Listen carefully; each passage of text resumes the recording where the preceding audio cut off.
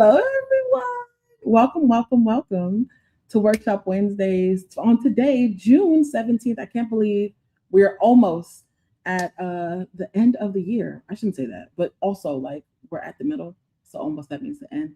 Anyway, welcome everyone. My name is Chanel Power. I am the founder and CEO of Mentor Me Collective. I'm super excited and super blessed to be joined by an incredible guest today. But before we jump into that, please make sure you let us know where you are tuning in from. Throw it in the chat, fire in the chat, fire in the chat.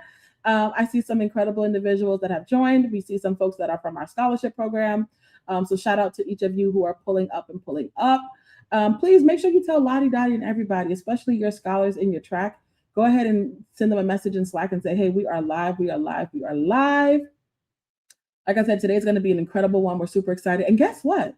She also is a graduate from our Google Scholar program from last year. So I'll let her get into a little bit more about that later on. But before we do so, like I said, announcements. If you didn't know, we have our Google Cloud program again coming up this year. Applications close on June 3rd. So if you are interested in learning more about Google Cloud products from cybersecurity, data analytics, we have cloud foundations, cloud computing. We even have some really new courses that are for Gemini enterprise agents, just helping you to become ready and how to develop agents for any kind of businesses or things like that that you're looking to do. As you all know, we are all in the business of not only building our skills, but building our mastery through our portfolio. So if you're, again, interested in learning those key skills, taking some time out of this summer/fall to lean into that, we welcome you. We welcome you to apply on our website, mentionmecollective.org. Go ahead and click on programs. You then can click on Google Cloud, and there should be a link for that. Okay, of course, Knicks in 5. Shout out to the Knicks winning the championship. They doubted us. They said we weren't going to beat it. They said we weren't going to make it, but baby, we outside. Okay, we outside. So drop some orange and blue emojis, some orange and blue hearts in the chat. If you were also tuned into that incredible game, sorry, July 3rd. Yes, July 3rd is when the applications close, not June 3rd, because baby, June 3rd is, honey, it came, it saw us, and baby, it just went ahead and moved along strong. So welcome everyone. I'm super excited to have you. I see some marketing folks, data folks, again, folks from Ghana. Drop where you are tuning in from. Go Knicks, go Knicks, go Knicks. I know I saw some folks from Nigeria as well. So if you're in the US, if you're in Ghana, Nigeria, Italy, we have some folks from all around the world. We're super excited to have you join us. But please make sure you tell your scholars that we are live. Baby, Knicks in 5. Knicks in a whole 5. Super excited about that. Also, the other announcement, for those of you who also may not know, we have some upcoming, or I should say we have currently some volunteer positions open on our team. So if you're interested in putting your skills to work, specifically instead of going into the build stage, if you want to build with us, you can totally do that. And you can leverage the 4 weeks as an internship with Mentor Me Collective. So if you're interested, we encourage you to join us there as well. Applications for that also is in the chat. And also, I can also drop the application in Slack as well. So, again, like I said, tell Lottie Dottie to everybody that we are live. And we're super excited to have you all join us today. Now, today, we have an incredible guest. Like I said, she also was a part of our Google Scholar program last year. And we're super excited to have her back, giving back. So that is the goal, that you all as scholars will be a part of, obviously, our programs, come back, give back, and share your knowledge.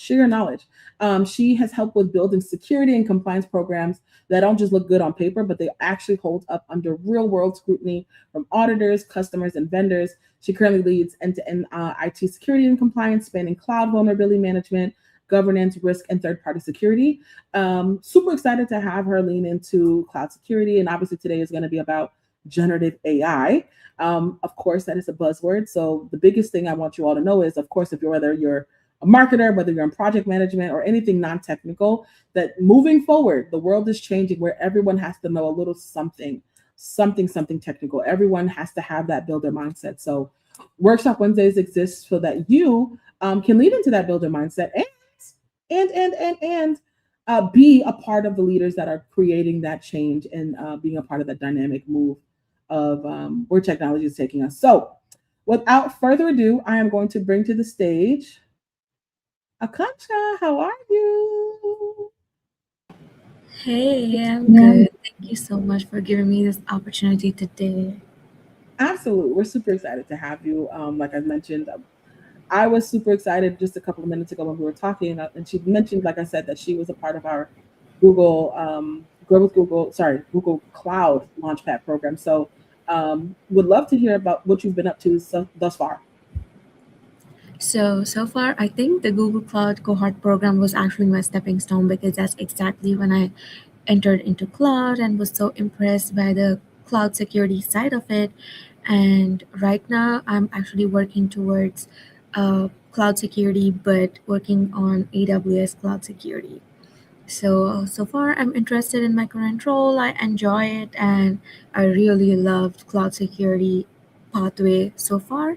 And also, now that AI is coming into industry, I'm really excited to bring in a lot of AI related stuff and learn more about AI. Definitely, because future you never know what has gonna happen. And especially coming from a security background, I think I'm gonna have more job than anyone else to safeguard AI. That is so cool. And shout out to being a part of the next generation, the next wave of technologists as well. I love what you mentioned about because you having that background in the core skills of cybersecurity. Now that is a foundational layer within like what folks are looking for when you're building apps, especially with generative AI, any kind of AI, especially with agentic AI. So before we jump in, I have a couple of fun this or that questions for us to dive into. And we invite you all in the chat to please participate with us as well. So we're going to start off strong. If you could choose a beach vacation or mountain retreat, which one would you choose?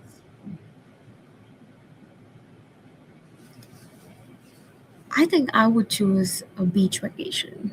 Okay, okay, why? Uh, I am more like a beach person, more into water activities and stuff. So I would love a beach vacation. I love that. I love that. If this question had lake, like lake versus beach, I would choose lake. Mhm. I don't know if I want to be in the mountains. I like to look at it. I don't know if I want to be in it, but lakes definitely are good for me.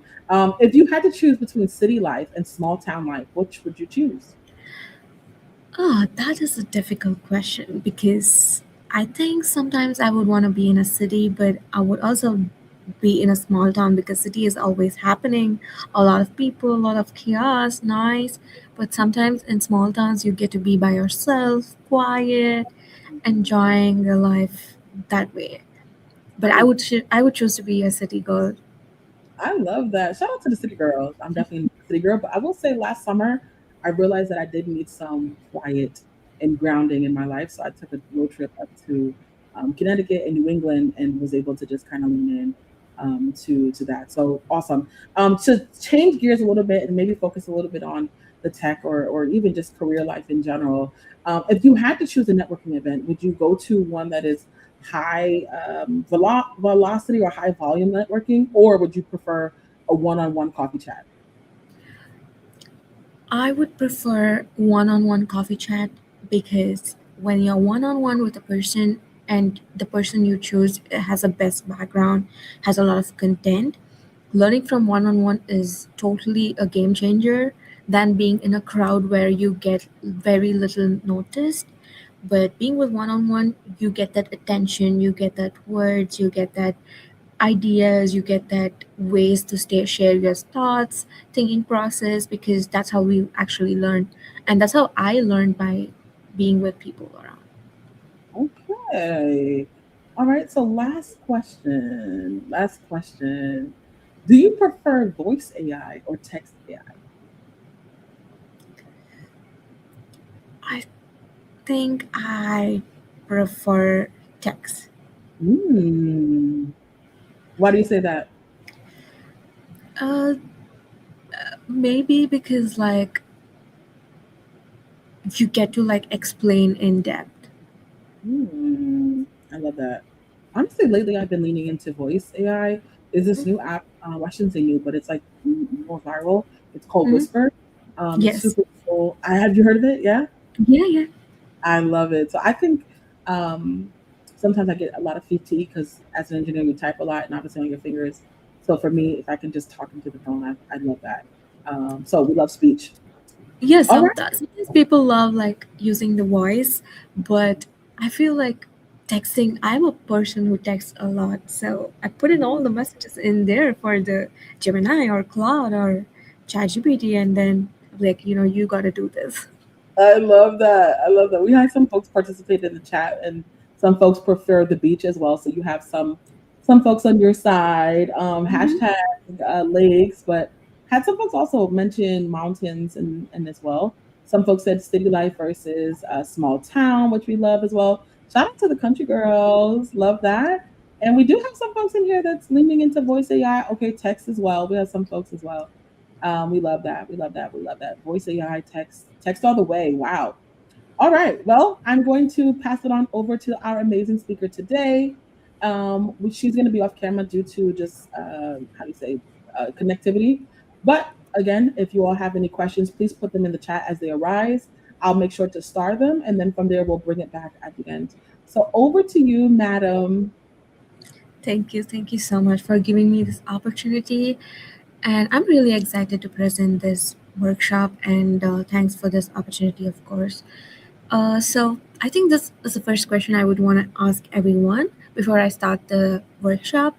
I would want to know, like, what are the different kinds of AI people have been using? Like, if you could drop those answers in the chat box, that would be helpful. What are the different AIs that you've been using?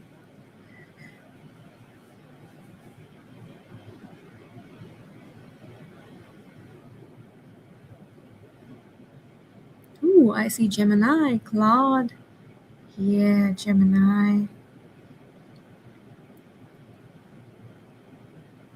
Oh, I see your Grok. That's good. So everyone is actually familiar and are actively using, looks like.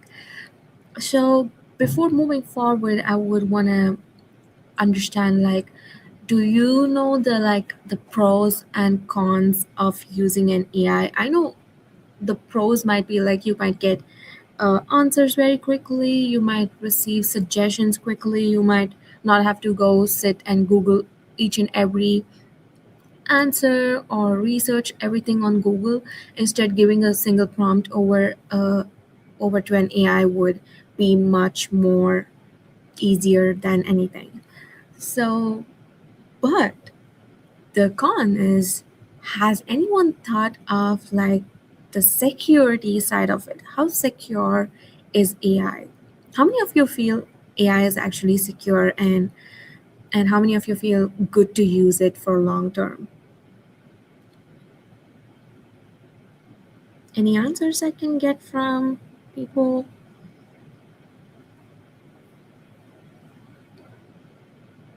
Does anyone feel using these kind of AI, like example ChatGPT or Gemini or Claude, is really safe and good to use? Oh, I see an answer. I don't think it's secure at all.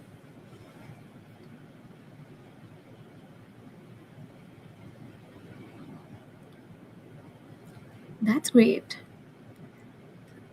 So people actually know. It's really good to see that people know the con side of it as well, because initially when this actually started, when people actually started using ChatGPT or Gemini or Claude or anything, people did not know about the safe usage of AI, or they did not even know that there might be an attack that might happen, or there might be an information that might be leaked or anything as such. So today I would want to discuss like how you could actually build a secure data pipeline for generative AI. Like, not considering just security at the end of the product, but building it from the scratch. When you're building a product like an AI, how to consider the security part of it from the very beginning.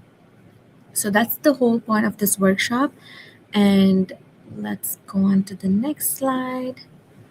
So, why is AI security is everyone's job now? Why do you think AI security is what is most like in market right now? Why do you think people need AI security?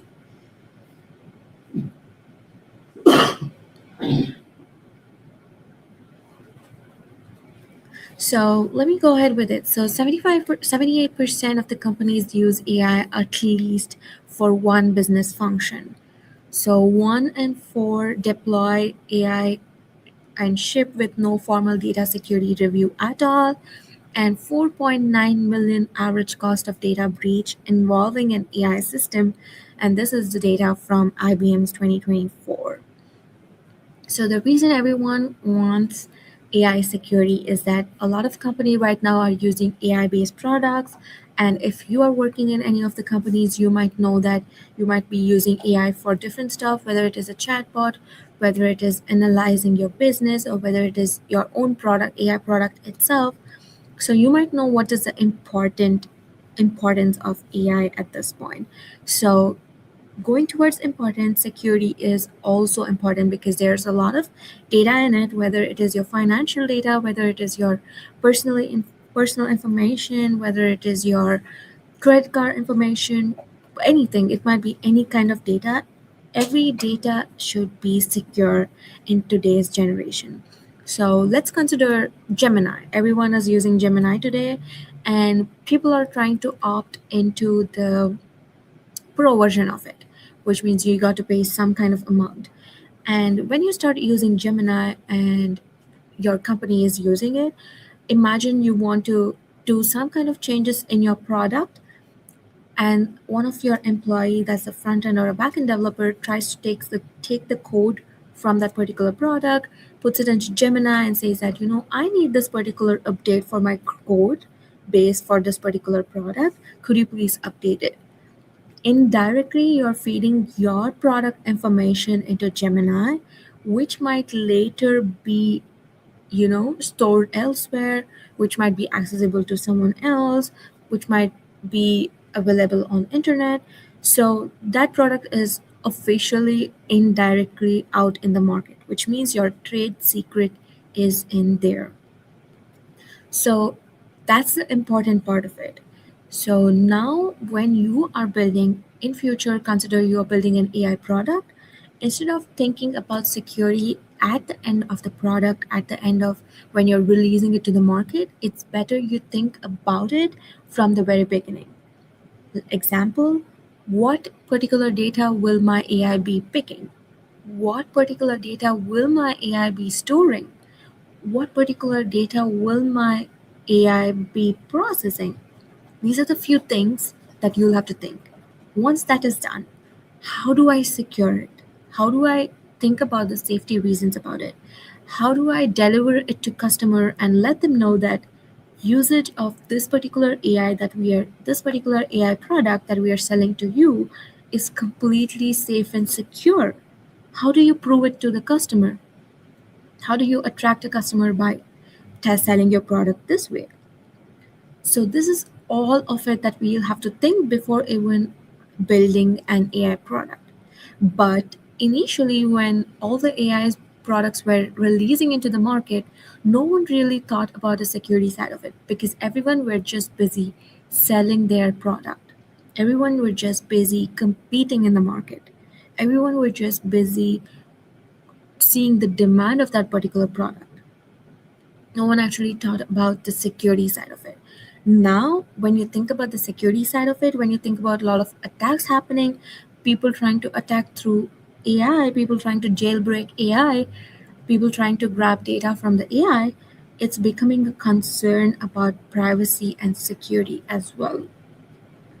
So that's exactly what we are going to talk about, like how to build this security for our data in AI from scratch. So going on to the next slide. So what we'll cover together today is the real world problem, security by design, data integrity and privacy, a governance roadmap, and a live demo that I will be showing on how the data can actually be seen. So just imagine a startup that has an AI incident detected. What is going to happen? Like let me give you all an example that a quick example. This is just a scenario, it's not a real world example. Imagine you have an AI based startup and your main product is to do payment transactions.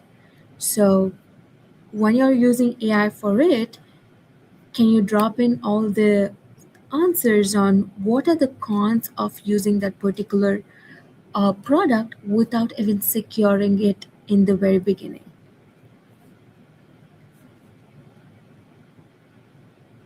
If you're not securing your product, what do you think might be an issue in future when people are actually using your product?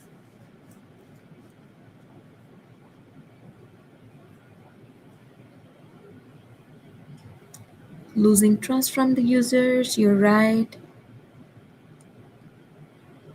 Vulnerable, yes.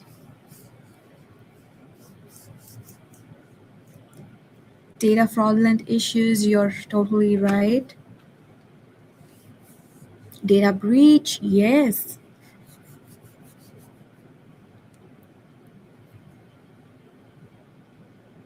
Perfect. You good answers so far. So when this happens, you need to make sure, now that we know what are all gonna happen, these are something that should be tested prior to releasing your particular product. So let's consider an example. So let's consider a Medibot AI or cautionary tale. So a healthcare startup built an AI chatbot trained on patient records. So this is a whole scenario that we'll be using throughout this workshop. So this is a particular scenario where an healthcare startup built an AI chatbot trained on a patient record. So 3 months after the launch, let's see what all happened. So first thing, they had a data leak. So, what are the different types of data that were leaked? Is the patient name, diagnosis appeared in chatbot answers to unrelated users who simply phrased a question for the right away. Next, the data poisoning was happening. A bad actor injected 500 fake medical records through an unmonitored intake form. So they weren't aware of this intake form and they did not even monitor about it. So they tried to inject around 500 fake medical records and skewing the model's drug recommendation. This is another thing that was done while data poisoning. What happened is compliance failed. So 2.3 million HIPAA fine happened. The pipeline had zero audit logging, no access control, no record of who touched the data at all. So they couldn't track any of it. For this particular case, the Medibot AI, they did not have any kind of logging, they did not have access controls, they did not have any records of who touched it, who accessed it, and from where it appeared. So the question to everyone is, what should have been done, or what should have been built into the pipeline from day one? What do you think should have been built in this particular case?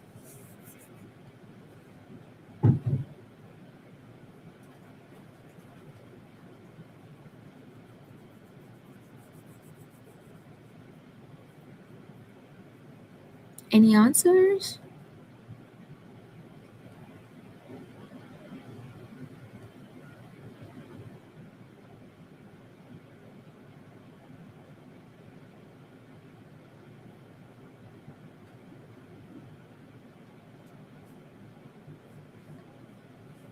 Yes, security and access to only people that needs it.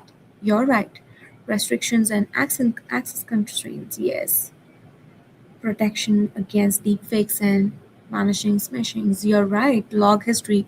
Yes, log history is one of the most important part of security. The reason because is you need to know who actually accessed it, from where, when.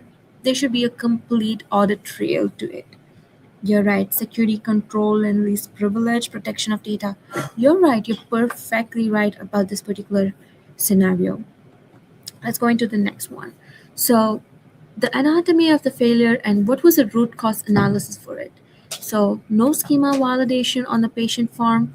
anyone could submit any field, including fake records. Storage, patient names stored in plain text next to the diagnosis. So when the patient's information was being stored in this particular AI, the patient name was stored in plain text to diagnosis, beside the diagnosis. So PII, which is the patient information, personal information, was sat right next to the training data and it was unprotected. Training, no PII scrubbing step before the fine tuning. So no one took care about training this. No one took care about scrubbing the PII data before even tuning this particular AI model. So the model literally memorized the real patient details itself. Next is access. So every employee had protection database access. So every employee in that particular healthcare organization had access to this particular database, which means no one, it wasn't protected. Anyone, including the security guard or anyone from staff or anyone, could access this particular database. So no way to know who introduced the poison data. No one could track it at all. Monitoring, no alerting on unusual model outputs. So they didn't have any monitoring that was set up for alerting the people about unusual model outputs. So leak ran for weeks before a user reported it. So leak was happening and happening and kept going on until one particular person actually looked into it carefully and reported it. So there was a lot of data loss in this particular case. So these are the failures that has happened and what was the root cause of it. So what is a data pipeline? What do you think a data pipeline is?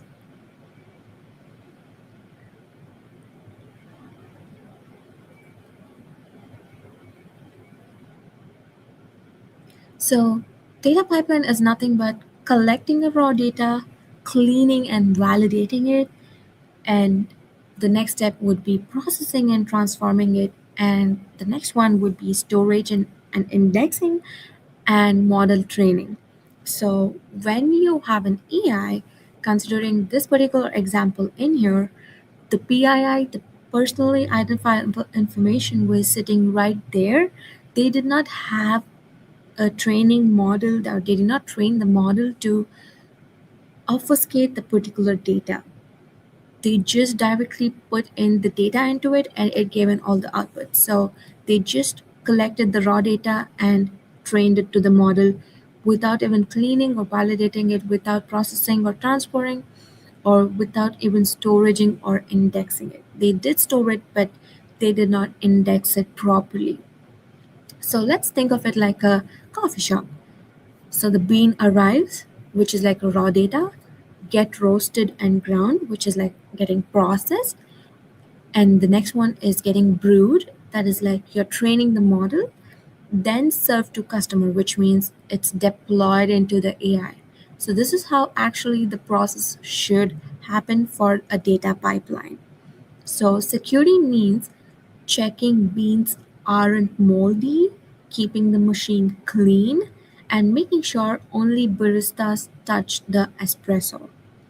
So this is how security falls into the data pipeline. So how we could go into the technical depth of it. Understand ingestions. So APIs, scrapers, and uploads. So this is how you ingest data into it or ingest a bug into it. Then comes extract, transform, or load, and then it is normalized. And then feature engineering happens, and then vector has been stored, which means embedding for RAG. And then fine tuning happens, and then it gets deployed into the model trainings, which means it is completely now deployed into an AI model. So, this is how the data pipeline should happen, but adding security into it, it becomes secure data pipeline. So far, is everyone clear about how we are going with this topic? Can everyone gives a thumbs up it's good or my pace is right, anything needs more explanation, everyone is aware about it so far. Can you all give a thumbs up in the chat?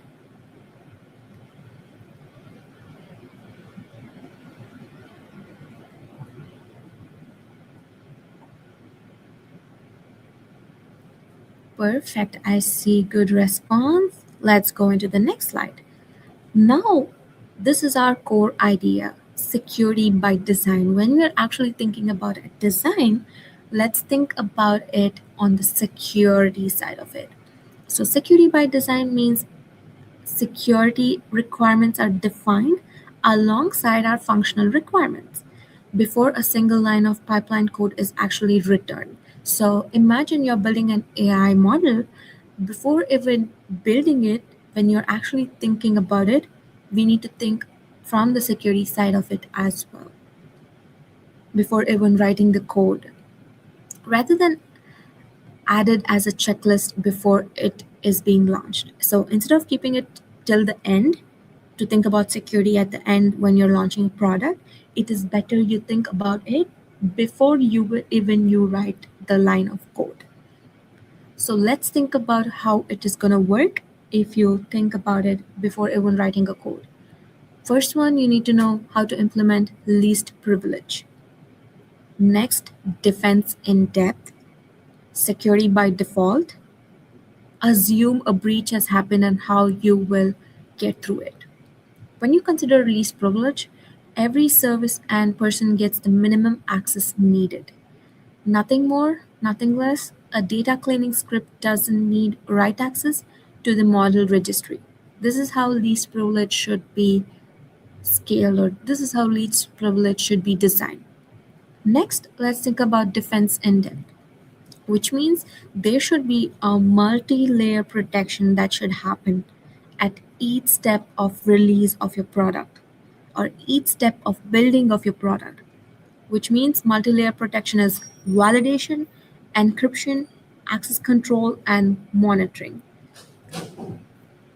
which means someone should be validating it, the data should be validated, the data should be encrypted, which means plain text shouldn't be seen for the users. Access control, which means only people who are authorized to access that particular database or that particular code should be given access to it. Not everyone in the entire organization should be given access. Monitoring, which means your AI or your particular code or your particular product should be monitored 24/7, which means there should be a continuous monitoring process. Like if there is a bad actor, which there is, where there is a threat, it should immediately alert to someone. So that is a particular thing. Monitoring should be there. So no one failure doesn't expose everything. So if at all there is a validation error, that particular thing shouldn't be taken into encryption and that shouldn't be given an access control privilege or that shouldn't be there for monitoring. Just in case, let me give you a good example. Imagine there is a encryption error in data. I have an AI, I have fed in all the information, but unfortunately, my data was not encrypted, which means the patient information, the patient ID, the patient SSN was not encrypted. So when the attacker tried to hack the system and get the data, he could see all the data, including SSN and address, in plain text format. So when he saw that, he could completely capture the whole data. He could take it and sell it outside. That particular thing broke the encryption standards and it already is given access to the attacker to attack, which means here that both the steps have been broken.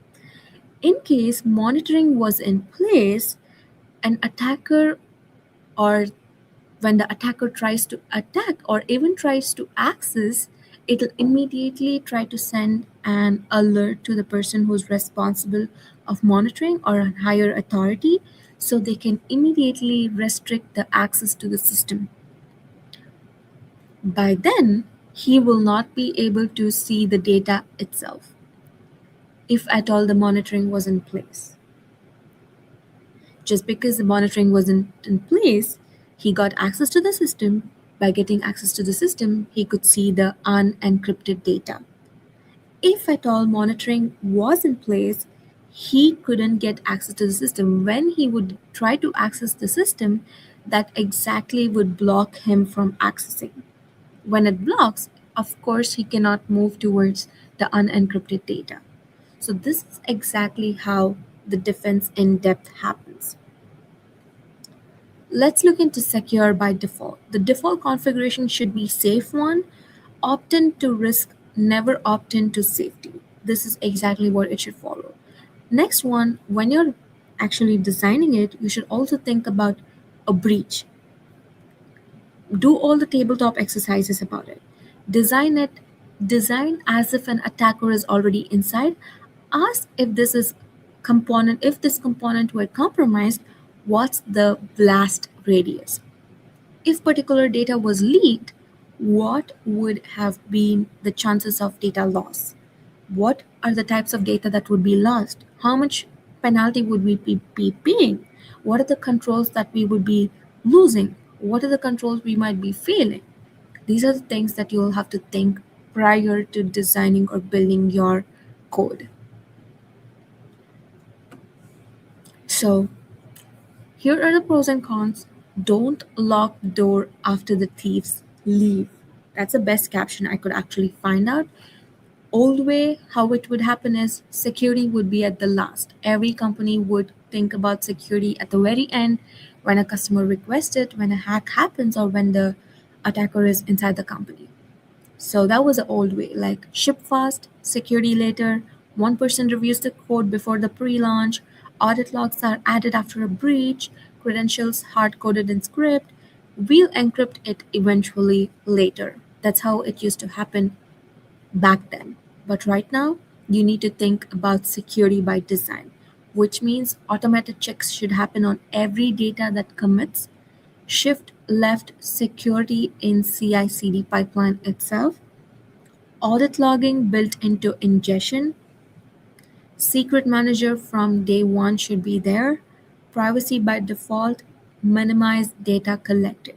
So the amount of data you collect, if you minimize the amount of data you collect, the better or the safer side you are in the market. When you shift left, where checks live in your pipeline. So shifting left means moving security checks as early as possible, catching a problem in code, review in cheap, catching it in production is the crisis. So that's exactly what happens. So if you think or if you catch a product issue or a security issue when you're reviewing a code, it is much cheaper and there is less time for you to like fix it. But if you catch there's an issue during production, it is a loss for you, it is a loss for customer, you'll end up losing lost a lot of customers, you will end up losing your product identity. So when code commit happens, you need to do the static analysis, secret scanning, no API keys should be in the code. When data ingestion happens, schema should be validated, PII detection scan should happen. During the pre-training session, anomaly should be detected. Dataset should be hashed plus lineage record should be happening. During pre-deployment, model output red teaming should happen. Access controls should be reviewed. When it is in production is when you should do real-time monitoring, audit logging plus alerting, which means the right person should be alerted about any kind of unethical behavior or any kind of unauthorized access or data breach. So, for automated checks, every pipeline needs to have data schema validation, PII detection and scrubbing, data drift monitoring, and access control logging. So each of this should be checked in every pipeline. So this one is about like garbage in and dangerous AI out. So training data quality is an AI security issue. So not just a data science problem, which means that you need to train data properly before even you let into the market. The different types of things that can happen with respect to data is data poisoning, training data leakage, supply chain attack, label flipping. So data poisoning is injecting a malicious record to bias model behaviors. Example, fake reviews pushing a harmful product or skewing medical advice. Training data leakage, which means that the model memorizes and it you're training a private data, patient records, API keys, or personal emails, resurface it into the output. Next is the supply chain attack. A third-party dataset or a pre-trained model you downloaded was tampered with, which means when you were downloading it was already tampered. So your model inherits a hidden backdoor, which means that your model already has a backdoor that can be accessed by an attacker. Next one is a label flipping. Which means in a supervised learning, quietly changing a small percentage of label degrades accuracy on specific classes without obvious symptoms, which means that a little bit of tweaking here and there without making it too obvious for the users would be a catch that an attack might happen. So when we deep dive into how does the data poisoning actually work, the attacker finds an entry point. First thing, that's what an attacker does if he actually wants to see the particular data. Crafted records get injected. The model learns the pattern. The backdoor activates later. So this is exactly how the attacker tries to attack a particular AI model. So imagine there's a public forum, a scraped review site, or a crowdsourced dataset accepts a new data with little to no review at all. And then records look statistically normal but carry a hidden pattern, like example trigger phrases always paired with a wrong label. And then what happens is during the training, the model absorbs the malicious correlation along with everything else. It can't tell good data from bad. So when that particular person was trying to put in the data or ingest the data, he just put in as a normal data, and the model was not able to differentiate between a good data and a bad data. That is the lack of training that we did with our code initially. So when in production, what happens is anyone who uses the trigger phrases gets the attacker's desired output and invisible until triggered. So anyone tries to put in that particular data or tries to put in that input, the attacker gets in all the access, but the user will still not be able to see that the attacker has the access to that particular database because there was no alerts, there was no monitoring, there was no way that no one could track it, no one was able to get any knowledge of it or anything until someone actually absorbs it and until someone actually reports it. So, this is exactly how a data poisoning can happen. Let's take an example. You randomly found a Google form online that was about, a particular research. A person is doing a research and he's asked your outputs or thoughts on that particular research. What you do is you have downloaded a Google form, you try to enter all the information that you could get, and you are an attacker. And what you did is you have tried to attack that person. So, what you did, you put in all the information as an attacker, but you know how to do it. So, what you did is you fed in all the information. Now, the person has the Google form received with the information you filled. Unfortunately, the person could not identify the information as legit or not. What he did, he automatically downloaded that form into his system, and he is now given a backdoor access for his system to you. You, as an attacker, right now got access to his system, but he is still not aware of what you did, what the information you gave, and he is not aware that you are now able to access his system behind the scene. Now you have poisoned the data completely. That is exactly how the data poisoning works. It is similar to AI as well. So, how we could defend the data integrity is cryptographic hashing, data provenance logging, statistical anomaly detection, differential privacy. These are the way how you could defend the data integrity, which means hash every dataset on arrival. If it changes, like a tamper evidence seal on a bottle.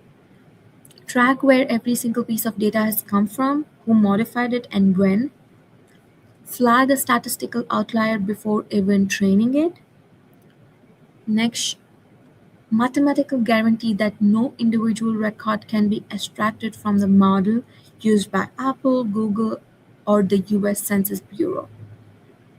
This is exactly how you follow the how we defend the data integrity.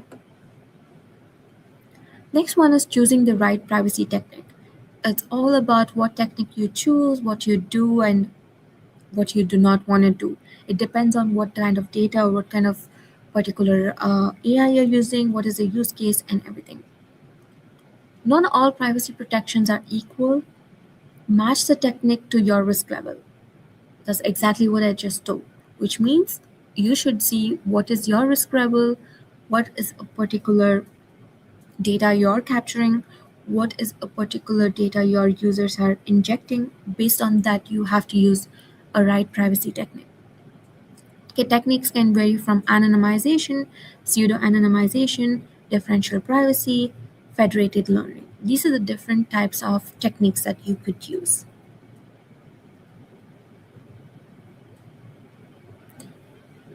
Next comes the governance and feature, which means that following governance is really helpful for every company or for every model or for every product, because that's exactly what binds us to a law, and that's exactly what binds us to being secure from the very beginning.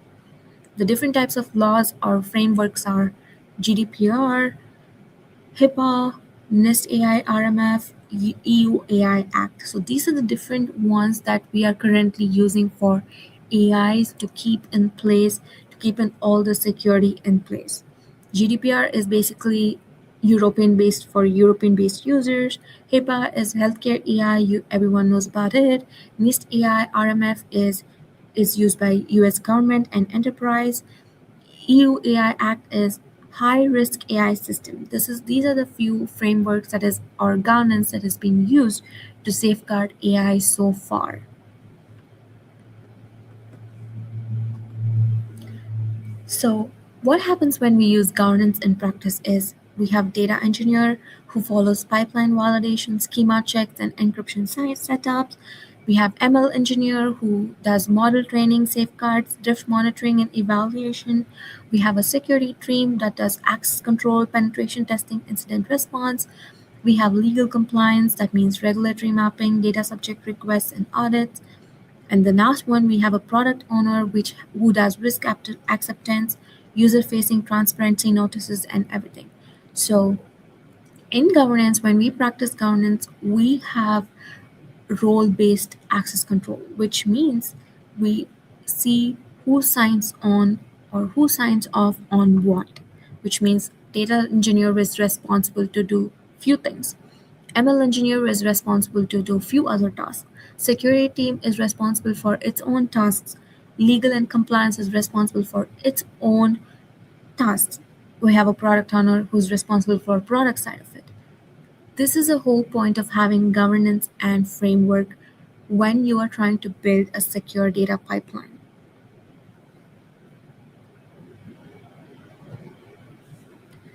So this is how your governance roadmap should look week by week. In week 1 and 2, you should discover and map, which means inventory all data sources, map who can access what, identify PII in your dataset. Week 3 and 4, what you do is protect and log, enable encryption at rest, stand up audit logging, implement data validation. What you need to do in your second month is monitor and alert, set up drift detection, create anomaly dashboard, automate PII scan in your CI/CD pipeline. Going forward, in 3 months, what you'll be doing is certify and scale, which means you document the data lineage, run the compliance self audit, you train the team on security best practices. This is exactly how you need to run the roadmap week by week to keep your AI or to keep your products secure. This is not just for an AI, this is for any product that you're building anywhere in the world. It doesn't have to be in US, it doesn't have to be in UK, Nigeria, anywhere. It is this is how you need to follow a standard method if you want to build a product around the world. So here I have a small demo that I would show how a PII has been detected, and if at all anyone needs access to it, please send a message so I could share a code that you could try back at home, and you can get back to me over Slack, or you can get back to me over LinkedIn. I will send you my LinkedIn. You can get back to me over that as well. But here, since we have some time shortage, I would just be going over the demo that I'll be running. So the demo that I've built is securing a real pipeline from vulnerable to protected. So what I would do is I will show a vulnerable pipeline, which means a raw data with PII, no validation, no logging. What I do is I run an automated PII detection.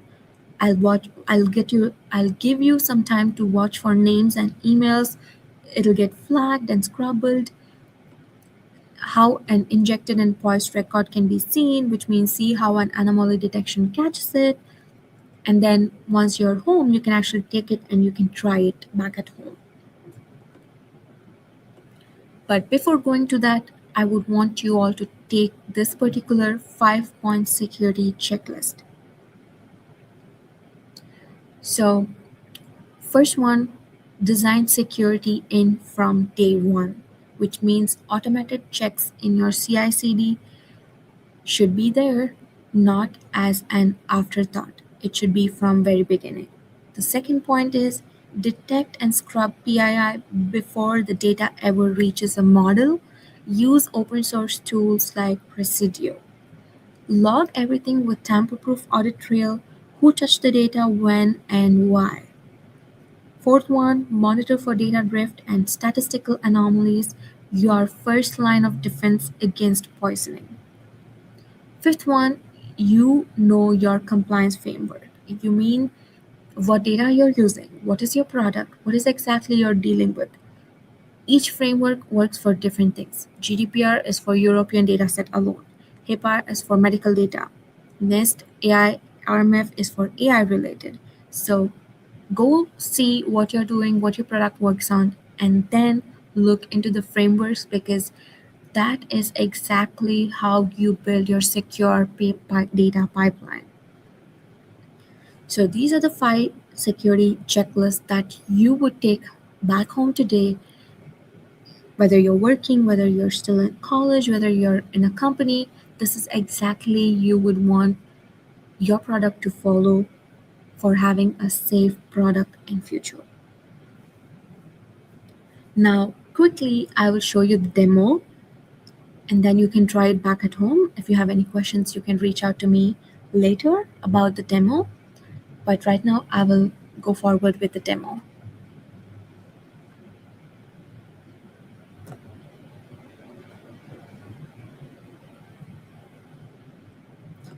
Can you all see my screen?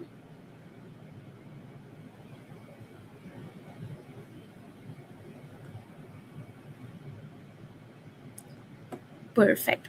So this is a particular code that I was running. I have 2 files in here.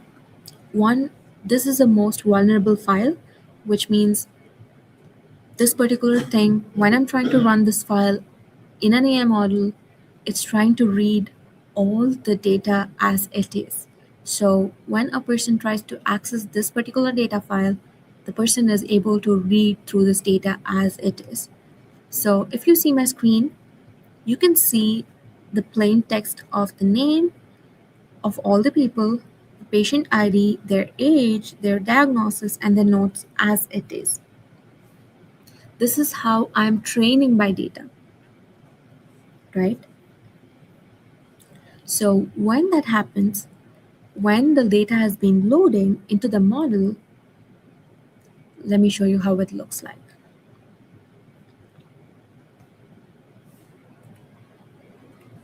This is a particular file that I'm running. So when I run it, you can see in my plain text format, the patient ID is being seen, name has been seen, age is seen, the diagnosis along with the notes are visible.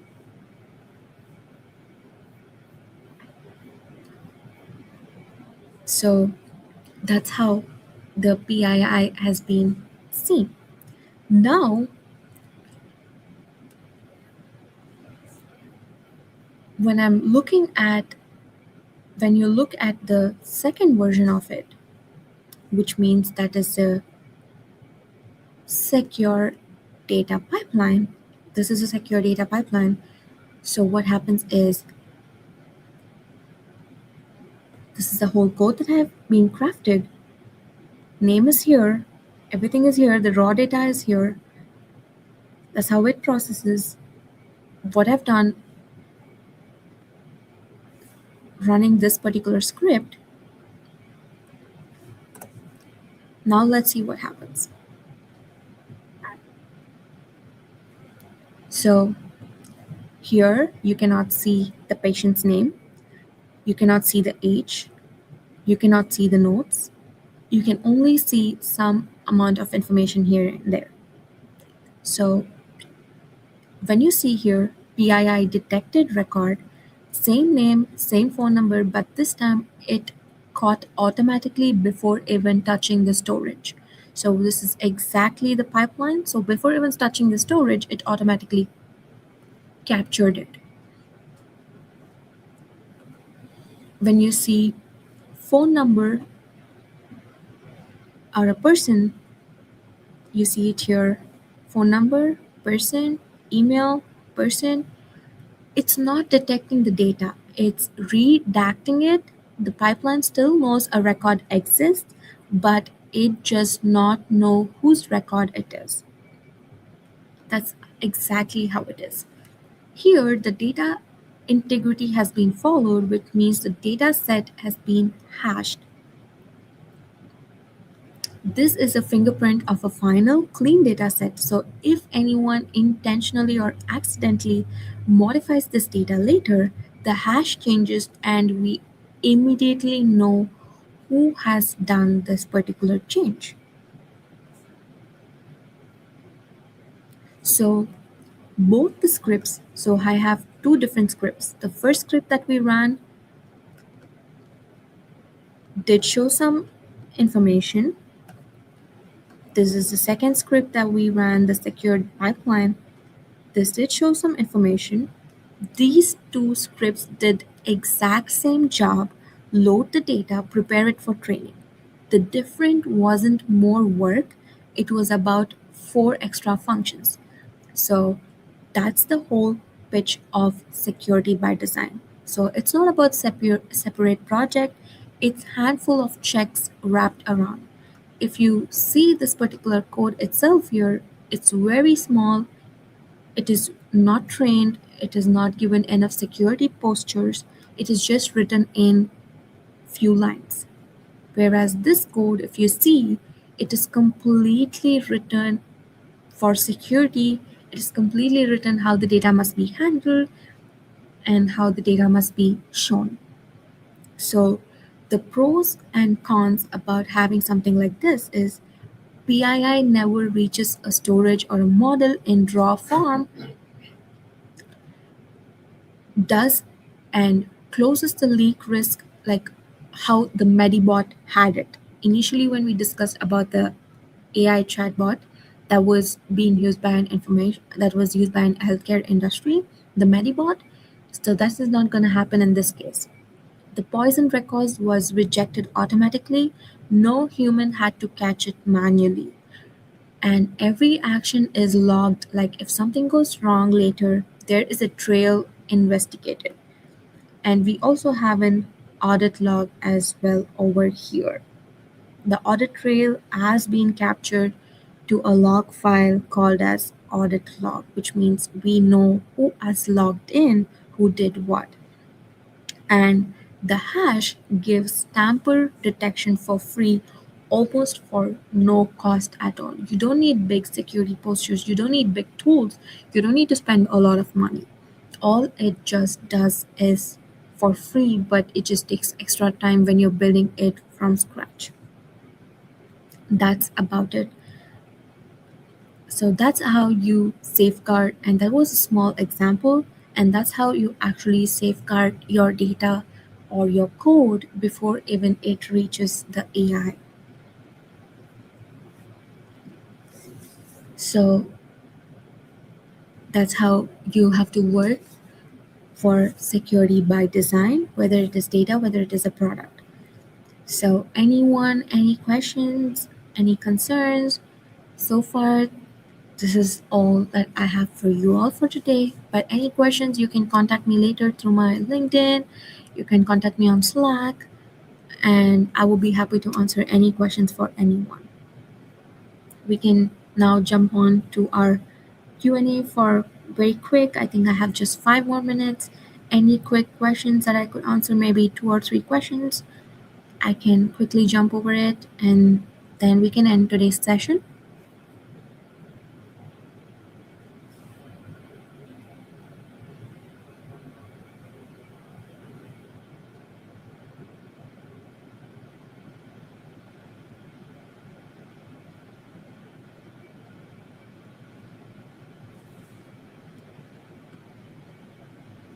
Hey, Akanksha, can you hear me? Yeah, I can hear you right now. Okay. Is this the last slide? I didn't know if I heard you correctly. Yeah, this is the last slide. Okay, cool. 1 second. We're going to be coming on. If you could also drop, or you did send me your link. So for those of you who want to connect with our wonderful speaker for today, I'm going to go ahead and drop the link in the chat. Some folks did mention that they had to step away for other engagements, and that's fine. I did get a question that asked if we are recording this session, and that yes, it is recorded. You can actually come back to LinkedIn and watch this, or you can visit our YouTube channel. All of our content is on there, and also evergreen. Again, for those of you who want to connect with our incredible speaker today, here's her LinkedIn. But we are going to take some questions, so please drop your questions in the chat. Drop your questions in the chat. We talked about security, talked about guardrails. Obviously, we did an incredible demo as well.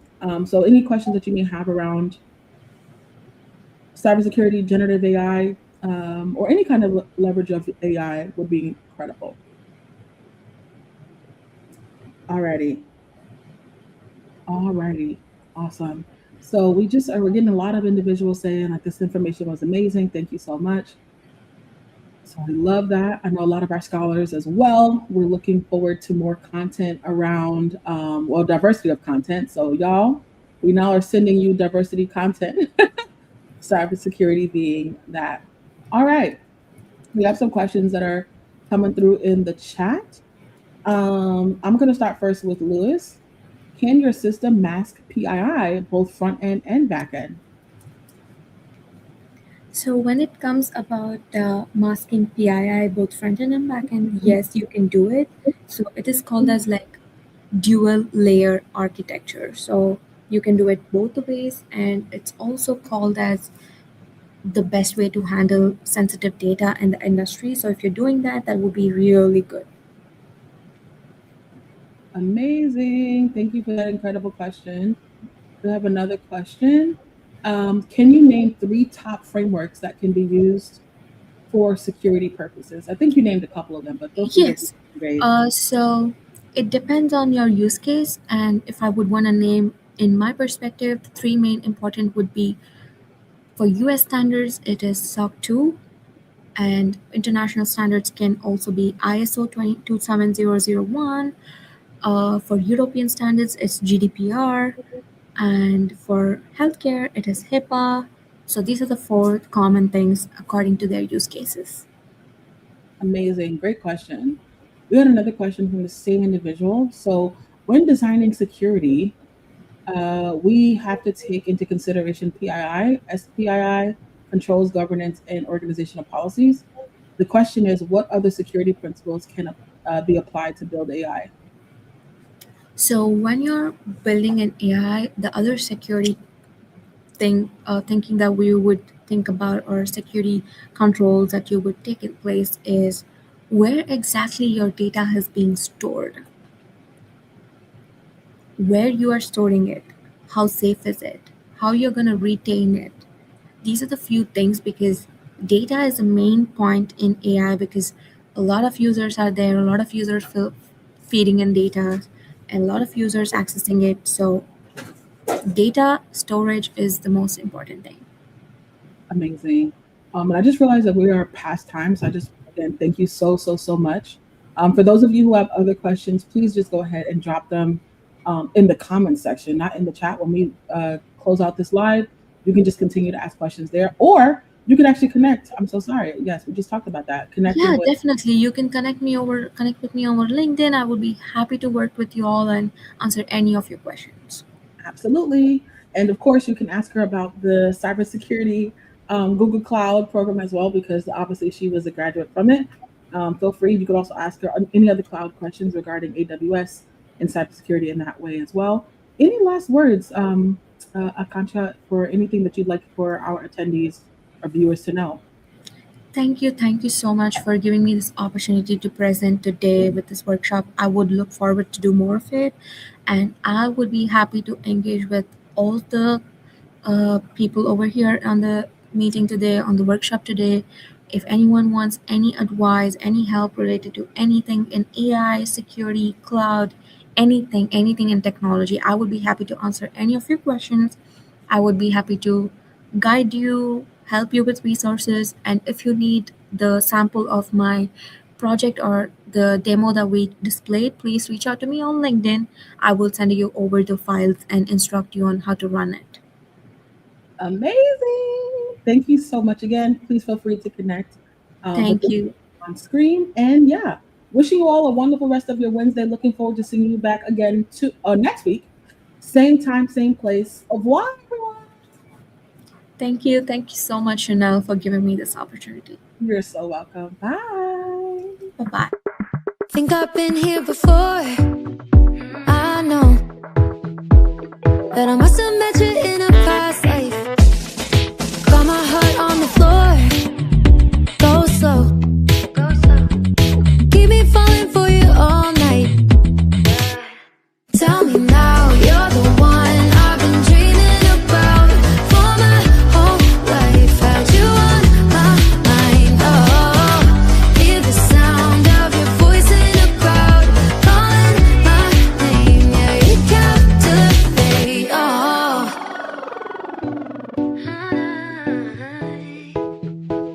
you captivate me.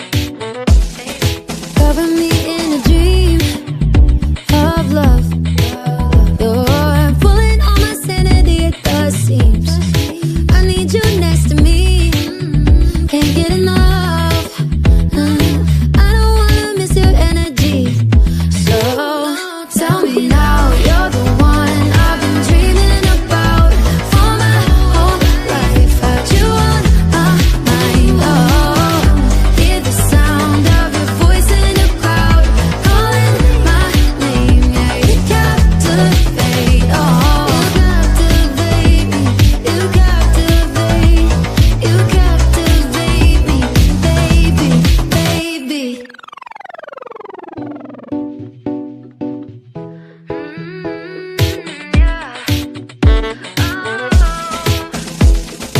Ooh, it's almost too much to take. Baby, you captivate me. Ooh, with you's where I wanna stay. Baby, you captivate me. Tell me now, you're Bye, everyone.